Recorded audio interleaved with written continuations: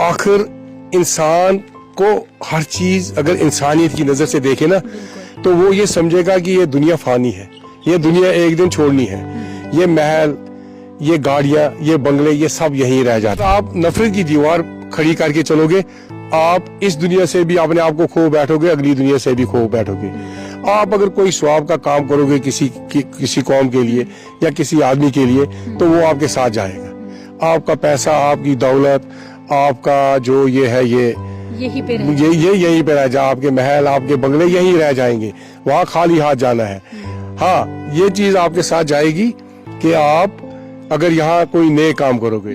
सरदारों की अगर हम बात करें, सरदारों की ये खसूसियत है, आपने देखा कि पहलगाम अटैक के बाद किस तरीके से हालात पलटे।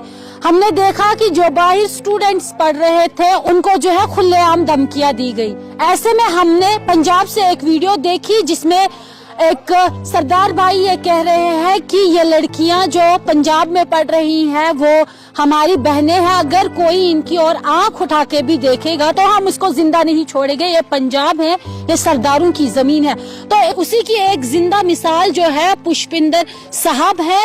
इस वक्त हम सईमू त्राल में मौजूद हैं और ये आपको बता दूं, सईमू एक ऐसा इलाका है जिन्होंने सदियों से भाईचारे को जिंदा रखा है। आपको बता दे कि एक सरदार भाई ने मुसलमानों के कुब्रिस्तान के लिए अपनी जमीन डोनेट की है।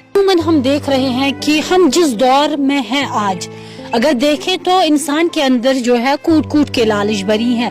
आज देखा जाए तो एक भाई दूसरे भाई के साथ झगड़ लेता है एक जमीन के टुकड़े पे, लेकिन आपका कोई मजहबी ताल्लुक भी नहीं है, आप सिख ठहरे और जिनके लिए आपने ये जमीन डोनेट की है, ये लैंड दी है, वो मुसलमान है। तो आपने ये नेक काम किया है, क्या सोच के किया? देखिए, मजहब तो हमारे अलग अलग है, इसमें शक नहीं है, लेकिन डॉक्टर इकबाल कहता है मजहब नहीं सिखाता आपस में बैर रखना। की बात यह है कि यहाँ दो कौमें रहती हैं, मुसलमान और सिख। सदियों से हमारा भाईचारा कायम रहा है, कभी भी इस भाईचारे को हमने कोई आंच आने नहीं दी और आइंदा भी ये कोशिश करेंगे कि इस भाईचारे को बढ़ावा देंगे, इसमें आंच आने की कोई गुंजाइश ही नहीं रखेंगे।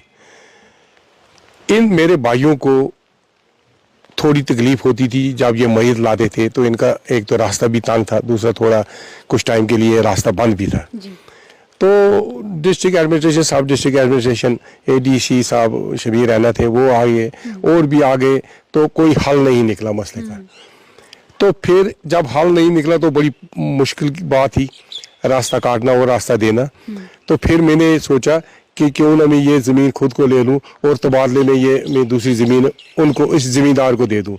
और जब ये कॉम्प्रोमाइज़ हो गया आपस में तो ये तबादला करने का, तो उस वक्त मैंने सोचा नहीं, पहले तबादले से पहले मैंने अपने भाइयों को ये मैयत के लिए रास्ता छोड़ना है। क्योंकि ये जो आप ग्रेयार्ड देख रहे हो, इसमें जो बुजुर्ग है वो हमारे दादाजी हैं, वो हमारे चाचा हैं, वो हमारे अंकल हैं, वो हमारी माएँ हैं, बहनें हैं, इसमें हमारी बहुएं हैं इसमें। तो आखिर इंसान को हर चीज़ अगर इंसानियत की नज़र से देखे ना तो वो ये समझेगा कि ये दुनिया फानी है, ये दुनिया एक दिन छोड़नी है।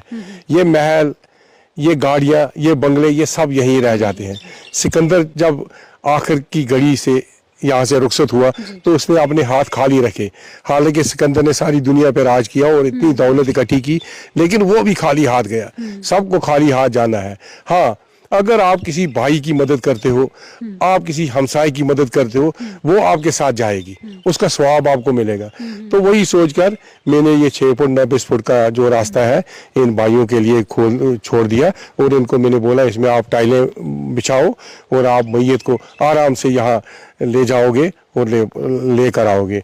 उसके अलावा भी ये हमारी जो कम्युनल हारमोनी रही है, ये रही है कि अगर इनके घर में मौत होती है तो हमने यहाँ कब्रिस्तान में जा कर के सारा इंतज़ाम करना है, देखना है। मैयत के पीछे पीछे हम भी आते हैं।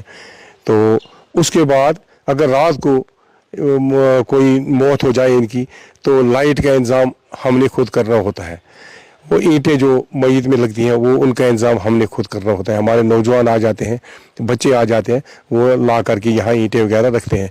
फिर जब वो मैयत को अच्छी तरह से दफनाया जाता है, फिर हम मुतमीन होते हैं तो हम फिर अपने अपने घरों में जाते हैं। ये सदियों से ये रवायत रही है, ये मैंने अपने दादा से अपने बाप से सीखा, फिर मैंने भी ये किया, अब मेरे बच्चे भी इस चीज़ को देख रहे हैं। तो हम कोशिश करते हैं कि जो हमारा आपसी रिवायती भाईचारा है इसको आगे भी हम बढ़ाएं, आगे भी अपनी नस्लों को ऐसा बोलें कि आप भी इस भाईचारे को आगे लेकर चलो, ताकि ये जो हिंदू मुस्लिम सिख इतिहाद है और खासकर जो कश्मीर और कश्मीरियत है इसको हम जिंदा रख सकें।